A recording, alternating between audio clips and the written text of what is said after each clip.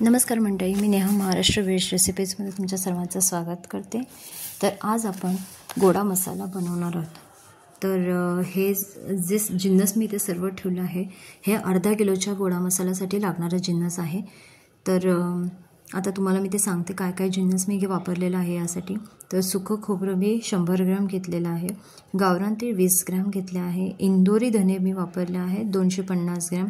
त्यानंतर हे सर्व जे खडे मसाले मी ताटात ठेवलेले आहे ते मी सर्व 10 ग्रॅम या वजनी प्रमाणात घेतले आहे, कारण मला अर्धा किलोचा गोडा मसाला बनवायचा होता, माझा ऑर्डरचा होता तो।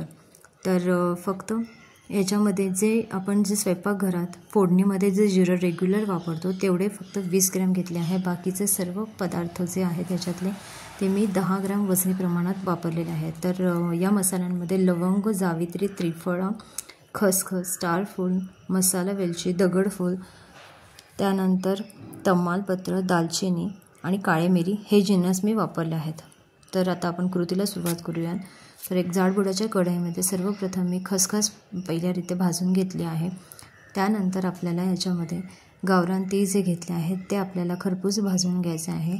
जेव्हा आपण मसाले भाजतो तेव्हा गॅस बारीक आचेवरच ठेवायचा आहे। मोठा गॅसवर ठेवला तर ते ढणढण तापल्यामुळे करपायची शक्यता असतात मसाले, त्यामुळे मसालासुद्धा आपला करपू शकतो। तर अशाच प्रकारे मी आता जे जिरं आहे ते पण चांगलं 1-2 मिनटासाठी भाजून घेणार आहे। त्यानंतर आपल्याला धने भाजून घ्यायचे आहेत। तर तुम्ही बघू शकता सर्वप्रथम जे हे मी कोरडे मसाले आहेत तर ते कोरडे भाजून घेत आहे। याच्यात मला तेलाचा वापर करायचा नाही आहे। आपण जे खडा मसाला आहे तर त्या खडा मसाल्यामध्ये तेलाचा वापर करणार आहोत, म्हणून हे सुके मसाले मी एकाच ताटात काढून घेत आहे। तर अशा प्रकारे माझं सुकं खोबरंसुद्धा चांगलं लालसर भाजून झालेलं आहे। तुम्ही बघू शकता हे सगळे पदार्थ मी साईडला ठेवले आहे ताटात। त्यानंतर आता आपण हे ताटातले खडे मसाले एक एक करून चांगले तेलामध्ये भाजून घेणार आहोत। तर सर्वप्रथम मी 4 चमचे कढईमध्ये तेल टाकलं होतं। त्यात तमालपत्र आहे ते मी थोडंसं हातानेच थोडंसं तोडत आहे जेणेकरून ते व्यवस्थित भाजलं जावं। तर अशा प्रकारे आता तमालपत्र माझं चांगलं भाजून झालेलं आहे, तर ते मी एका ताटात काढून घेणार आहे। परत एकदा सांगते, जे आपण तेलात परतून घेणार आहोत मसाले ते आपल्याला एका वेगळ्या ताटामध्ये ठेवायचे आहेत सर्व। तर दगडफूलसुद्धा माझं चांगलं भाजून झालं आहे, ते पण मी आता ताटात काढून घेणार आहे। त्यानंतर हे जावित्री टाकली आहे, जावित्रीसुद्धा व्यवस्थितरित्या भाजून घेणार आहे मी।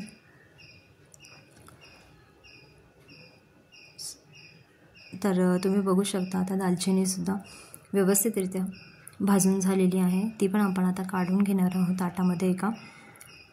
मसाला वेलची घेतली आहे, तर मसाला वेलचीसुद्धा आपण चांगली परतून घेणार आहोत तेलामध्ये आणि ती साईडला काढून ठेवणार आहोत।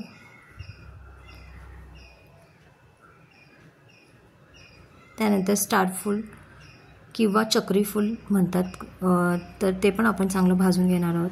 तर त्रिफळा, लवंग आणि मिरी हे तिन्हीसुद्धा जिन्नस मी एकत्रितरित्याच भाजलं आहे, कारण ते साईजला लहान आहे म्हणून।